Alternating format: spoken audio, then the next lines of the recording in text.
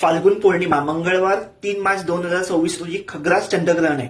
आता या दिवशी कसं आहे माहितीये का, जर तुम्हाला वेद पाळायचे असते, प्रत्येकाला वेद पाळायची गरजच आहे असं नाही, पण काहींना वेद पाळायचे असतात म्हणून सांगतो. जर तुम्हाला वेद पाळायचे असतील तर मंगळवारी सकाळी 11 वाजल्यापासून तुम्ही वेद पाळू शकता. म्हणजे तुमच्या घरात जर कोणी लहान मूल असेल, वयोवृद्ध असेल, आजारी असेल, गर्भवती स्त्री असेल तर तुम्हाला वेद पाळायची समजा तुमची इच्छा असेल, तुम्ही वेद पाळू शकता. हे जे ग्रहण आहे ना आपल्या भारतातून दिसणार आहे, त्याच्यामुळे गेल्या वेळचं कसं होतं की आपल्या भारतातून दिसणार नव्हतं, पण आत्ताचं हे जे 3 मार्चचं ग्रहण आहे आपल्या भारतातून दिसणार आहे. जर तुमची इच्छा असेल की मला वेद पाळायचे, मला ते नियम थोडेसे पाळायचे, तुम्ही पाळू शकता. सक्ती कोणावर नाहीये, एवढं लक्षात ठेवा. जर तुम्हाला वेद पाळायचे असेल 3 मार्च मंगळवारी सकाळी 11 वाजल्यापासून तुम्ही वेद पाळू शकता.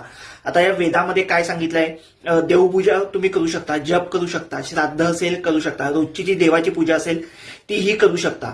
आता अजून एक गोष्ट लक्षात ठेवा की प्रत्येक गावचा ना सूर्यास्ताची वेळ वेगवेगळी आहे. काही ठिकाणी 6:43ला सूर्यास्त होतोय, म्हणजे सूर्य मावळतोय. काही ठिकाणी 6:48ला होतोय, काही ठिकाणी 6:44ला होतोय. प्रत्येक गावची सूर्यास्ताची वेळ ही वेगवेगळी असते. फार फरक पडत नाही, अगदी 3-4 मिनिटाचा काहीतरी फरक असतो.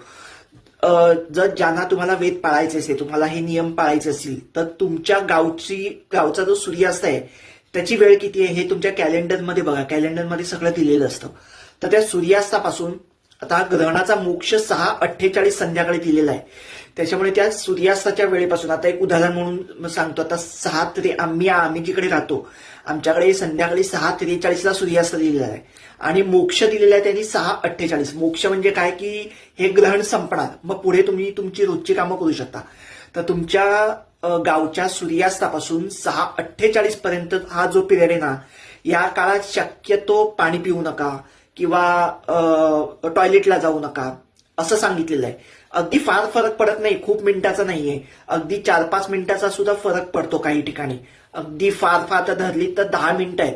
आता तुमच्या गावच्या ठिकाणी सूर्यास्त किती वाजता येतो त्याच्यावर सगळं अवलंबून आहे, पण मी म्हटलं तसं फार फरक पडत नाही. 2-4 मिनिटं, काही ठिकाणी 5 मिनिटं, काही ठिकाणी 10 मिनिटं.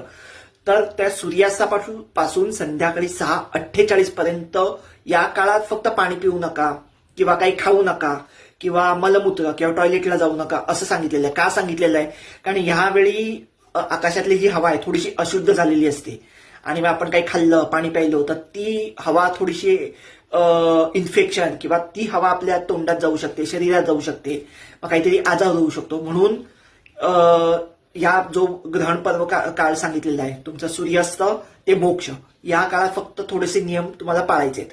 आता हे सगळं शास्त्रानुसार सांगितलेलं आहे, सगळ्या कॅलेंडरमध्ये, सगळ्या पंचांगात आहे, हे सगळं सांगितलेलं आहे. पण अशा कुठल्याही व्यक्तीवर जो जबरदस्ती नाहीये की तू हे ग्रहण पाळायलाच पाहिजेस. कुठलाही देव येऊन तुम्हाला शिक्षा करत नाहीये की हे तू ग्रहण पाळलं नाहीस मग तुला ही शिक्षा होणार, हा दंड होणार, असं कुठेही काही सांगितलं नाहीये. आपली इच्छा असेल तर आपण ग्रहण पाळू शकतो, नसेल तर तुम्ही घरी बसा, देवाचा जप करा. कारण आता हल्ली कसं आपण जॉबवर जातो, कामावर जातो, त्याच्यामुळे प्रत्येकाला ग्रहणाचे जे वेद असतात, ते नियम असतात, पाळणं शक्य नाहीये. त्याच्यामुळे तुम्ही तुमच्या सोयीनुसार हे करा, कुठेही जो जबरदस्ती सक्ती सांगितलेली नाहीये.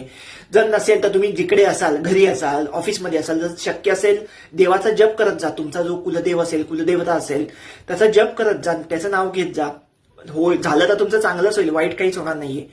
जर तुम्हाला वेद पाळायचे असेल तर कोण पाळू शकतं, घरामध्ये जर म्हातारी व्यक्ती, वृद्ध व्यक्ती असेल, कोणी आजारी असेल, लहान मुलं असतील, तर ह्या व्यक्तीने, गर्भवती स्त्रिया असतील तर ह्या व्यक्तींना जर तुम्हाला वेद पाळायचे असेल तुम्ही पाळू शकता. मी पुन्हा सांगतो, याच्यात जोर जबरदस्ती काही नाहीये, सगळं काही आपल्या इच्छेवर आहे. धन्यवाद.